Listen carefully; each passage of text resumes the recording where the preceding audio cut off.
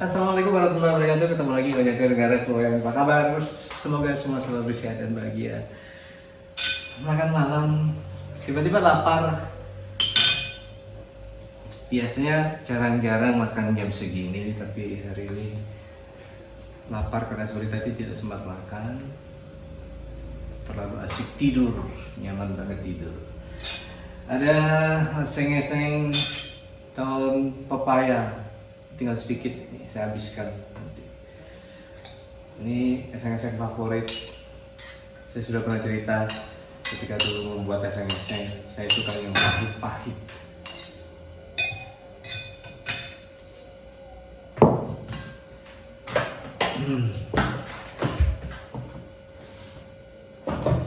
Nasinya sedikit saja karena sudah malam. Udah segini.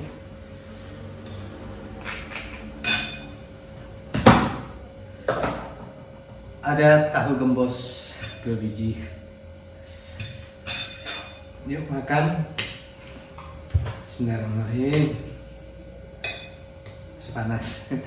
Saya melepaskan cerita saya kemarin tentang rencana saya mengurangi kegiatan di sekolah. Ini bagian terakhir dari rangkaian cerita itu. Berujung pada pertanyaan, mengapa harus melepaskan sertifikasi atau mengapa harus melepaskan tunjangan profesi pendidik atau biasa disebut sebagai tunjangan sertifikasi atau gaji sertifikasi. Saya akan perjelas hari ini. Si Pak Ler nih. Posisinya di ler kena adem. Tapi kalau terlalu dingin juga nggak enak. Nanti ketika sudah hangat ya. Makan. Bismillahirrahmanirrahim. Mengapa sampai harus merelakan melepas tunjangan profesi pendidik atau gaji sertifikasi? Penjelasannya seperti ini. Untuk sertifikasi kan ada aturan bahwa guru harus mengajar minimal 24 jam, ya kan? Ringkas saja karena sudah saya jelaskan sebab-sebabnya pada episode-episode terdahulu.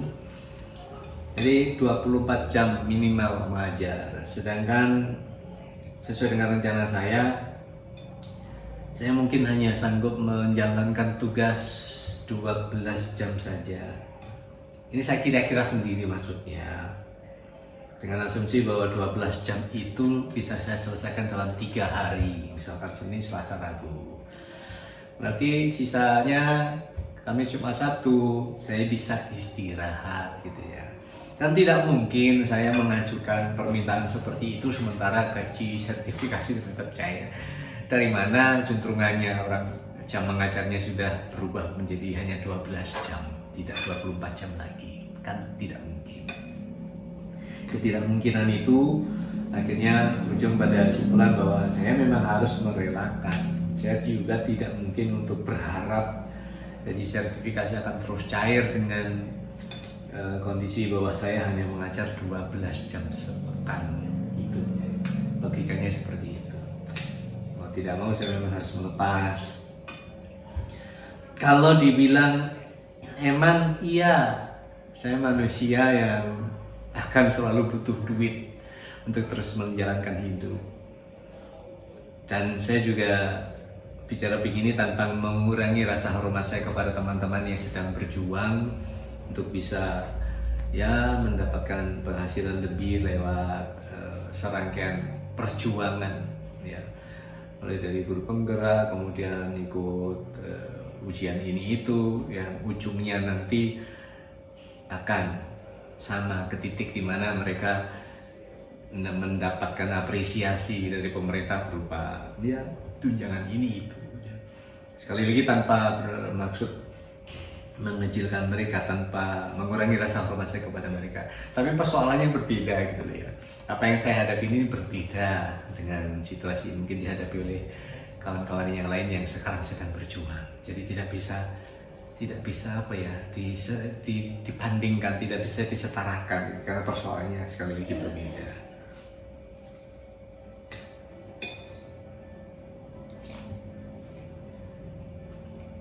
Keputusan ini benar-benar sudah melewati serangkaian pemikiran yang mendalam. Cara Jawane ini dunggahane didoni, sampai 2 tahun sebenarnya. Tahun pertama saya bukan mengajukan ya, semacam curhat kepada Bapak Kepala Sekolah bahwa saya akan menggulirkan rencana ini. Bahkan dulu rencananya saya mau total gitu ya, berhenti, tidak ngajar sama sekali, kasarnya leren tapi guru. itu pernyataan awal. Kemudian ada pertimbangan dari Bapak Kepala Sekolah yang saya harus pikirkan juga. Yang pertama, saat itu sekolah atau lembaga sedang menghadapi proses akreditasi. Misalkan saya saat itu jadi kemudian putus ya, lepas gitu ya, keluar, selesai, nanti akan berpengaruh terhadap nilai akreditasi karena ada satu guru sertifikasi yang cabut, otomatis nanti ya bisa berpengaruh terhadap poin yang harus diterima. Saya kan nggak mungkin melakukan itu, seperti pengkhianatan gitu ya. Dalam masa saya masih dibutuhkan, kemudian tiba-tiba saya menghilang begitu saja menurutkan ego saya, walaupun beralasan ya. Tapi kan ya tidak bisa seperti itu. Saya tidak akan bisa seperti itu. Akhirnya saya tunda. Ya sudah, selama proses akreditasi saya masih akan termasuk terlibat juga mengerjakan apa yang harus dikerjakan. Ibaratnya kan akreditasi itu perhelatan besar, ujiannya sekolah. Masa iya dalam proses bergulir ketika sudah sampai ujiannya terus saya pergi, kan sekali lagi kasih banget gitu ya. Kesannya kabur gitu ya. Akhirnya ya sudahlah, dengan serangkaian pertimbangan akhirnya saya menunda. Saya masih harus pikirkan lagi. Saya tidak ingin kalau keputusan akhirnya saya ambil itu menjadi sebuah kesalahan sebenarnya. Saya tidak ingin seperti itu. Jadi apapun keputusan yang saya ambil itu benar-benar keputusan yang bulat, matang, benar-benar mempertimbangkan banyak hal. Ya sudah, ternyata berubah dari ingin berhenti sama sekali, leren, cul, menjadi berbeda opsinya. Saya hanya melepas sertifikasi, atau kalau dibalik saya akan masih ada di lembaga itu untuk mengajar semampu saya. Nah, mengajar semampu saya itu sudah saya hitung bahwa saya butuh separuh dari seminggu itu untuk bekerja, separuhnya untuk istirahat.